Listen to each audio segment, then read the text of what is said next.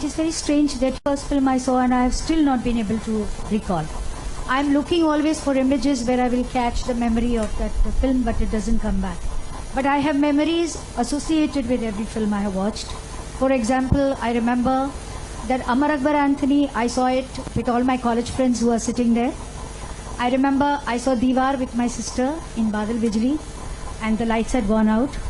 And they said, we don't know when the lights will come back. This was happening in the climax scene when Nirupa Roy you are on her lap. And nobody moved. And we were all so patient and accustomed to the lights going out, waiting, enjoying the film, coming out.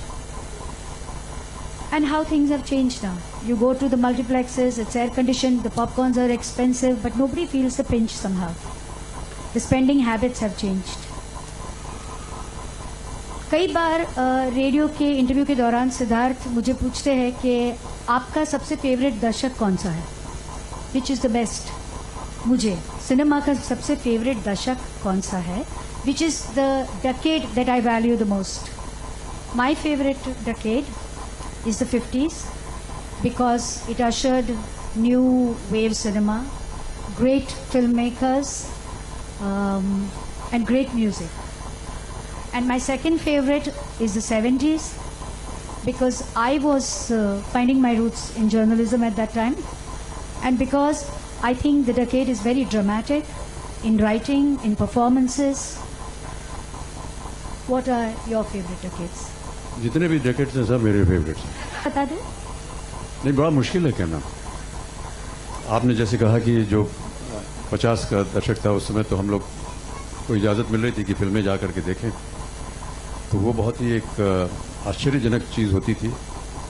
Niranjan cinema जिसकी हमने अभी चर्चा की, वो इसलिए याद है और वो फिल्म इसलिए याद है क्योंकि एयर कंडीशन थिएटर जो था वो एक आविष्कार था. बहुत ही अद्भुत लगता था हमें, यार एक सिनेमा घर जो है वो एयर कंडीशन हो सकता है.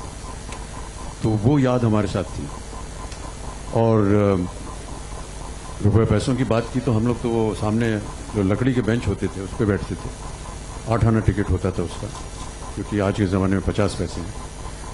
और ऐसे हम लोग फिल्में देखते थे. और हर दशक में हमें कुछ न कुछ एक नया देखने को मिला, नए कलाकार देखने को मिले, नया संगीत, नए निर्माता निर्देशक.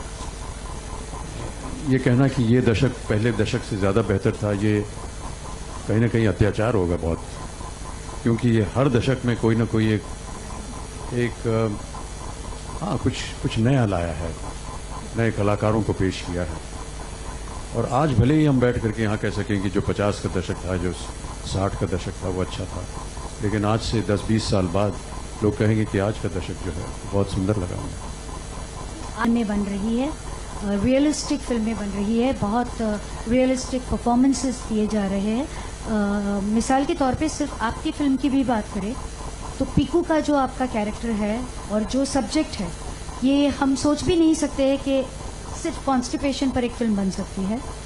या पिंक में it is the first time in Hindi cinema the word virginity is spoken. A reference is being made to virginity. Otherwise, if a Hindi film heroine has to be completely pure, agree, Mita? या ज़्यादा से ज़्यादा कहते हैं उसके पाँव भारी हो गए. But yes, both Piku and Pink were in a way a great revelation, I felt. Piku because it brought in a film which had really no story. It was just a relationship between a daughter and a father. And there was a great amount of identification with the daughters of the world, and particularly in India, because many of the daughters who saw the film for the first time invited their parents and their fathers to come along to see it again, because they identified with that relationship. Pink, of course, the issue was so strong and so valuable and so pertinent in today's times that it was something that needed to be said, and it had to be said in as powerful a manner as possible. I'm really very grateful to Shujit Sarkar and Anirudh and Ronnie Lyre for making that film and even thinking about it. And thinking about it not so much in a way to preach the content, but I felt to just touch it very briefly and leave a lasting impression. Devising that last comment of the film, No Means No, was by itself very debatable when we were discussing the script. It was felt by the writers and the directors at that time that in the final summation of the court scene, I would get up and make a long speech, which would encapsulate all that had happened in the film from the start to the end. But I felt that having said so much already, and all the lawyers that were arguing for and against had said so much that really wasn't needed. And because Deepak Sehgal, who is the character in the film, was hesitant in the beginning because of his bipolar condition to make any kind of argument in court, he would stand up and say, no questioning, Your Honor, or no, Your Honor. I felt if we played on the word no, it would just fall in line with the character. And then the writers and us thought that why can't he just work on the word no? And I thought that that was a brilliant piece of writing by Vitesh Shah when he discovered this sentence.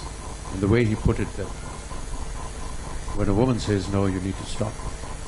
And it can be anybody, your friend, your partner, your sex worker, even your own wife. And I thought that that was extremely powerful. And I'm so happy to have been associated with a film of this nature, because in many ways it almost became revolutionary, and the tagline became the tagline of the nation. And in some of our interviews that we did during the promotion of the film with the media, there were at least 2 instances where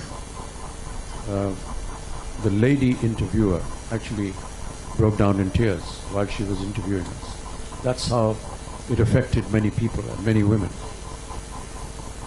We still have a long way to go, and we hear of some incredibly hideous incidents that keep happening in our country. And I do pray and hope that they stop. And I do hope and pray that films like Pink will bring in some sense into these terrible incidents that keep happening.